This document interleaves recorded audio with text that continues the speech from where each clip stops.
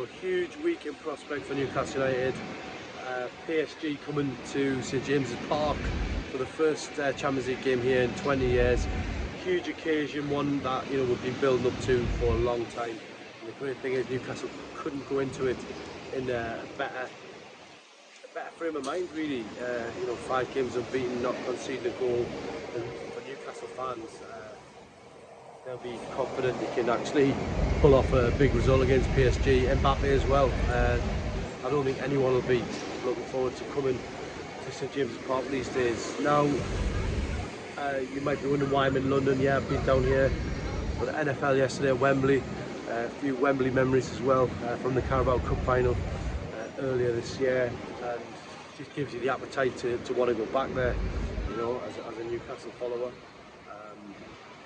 This week we're looking at it, PSG, and then back down here again to face West Ham at the London Stadium. So 2 huge games before that in national break. Eddie Howe not settling for where Newcastle are now. He wasn't happy with a few things after the game on Saturday night, when there was a lot of injuries emerged, and that's going to be a big problem for Newcastle going forward, to try and keep this squad fit and fresh.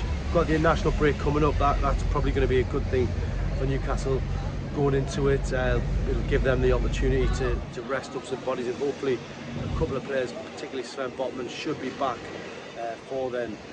A few sort of thoughts about that Burnley game. The dust settled now since Saturday.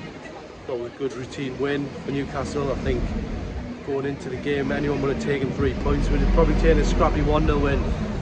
2-0 was good enough, more than good enough, and it could have been a lot more.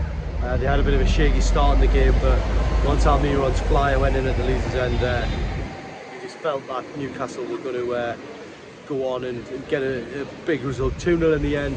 No one's complaining about that. But for Newcastle fans now, they'll feel that they can really challenge that business end of the Premier League table. It's starting to really close up now. There's some shock results. Man City getting beat, Manchester United losing, Liverpool dropping 3 points at Tottenham. So it's a real opportunity for Newcastle to now, after that bad sort of run of 3 consecutive defeats earlier in the season, to now get right back in there, and hopefully they can pick up the win they need against PSG first, but then it's going to be about West Ham on Sunday, as I say, back down here in the capital. How Newcastle are going to line up against PSG? Looks like Lascelles could be getting his opportunity. We spoke to him after the game on Saturday night. We asked him if he would swap shirts with Mbappe. Said he would do it, but only in the tunnel if he got the opportunity. So a bit of fun with that one, but Newcastle couldn't be in better spirits going into this game. Yeah, so a bit of fun with that particular interview, and Lascelles enjoying his opportunity. I thought he'd done quite well against Burnley. Certainly didn't put a foot wrong for me, and I think for him to be able to play against PSG when you consider, he was with Newcastle in the Championship, going to places like Burton and Barnsley, and now potentially facing Mbappe. I just think it's a real dream come true for him. So things all looking good for Newcastle going into this game. We've got the press conference coming up at St James's Park tomorrow, and after that we might even get a glimpse of PSG training. Who knows? We'll see what happens on that score. But then Wednesday night, a huge game at St James's Park against PSG.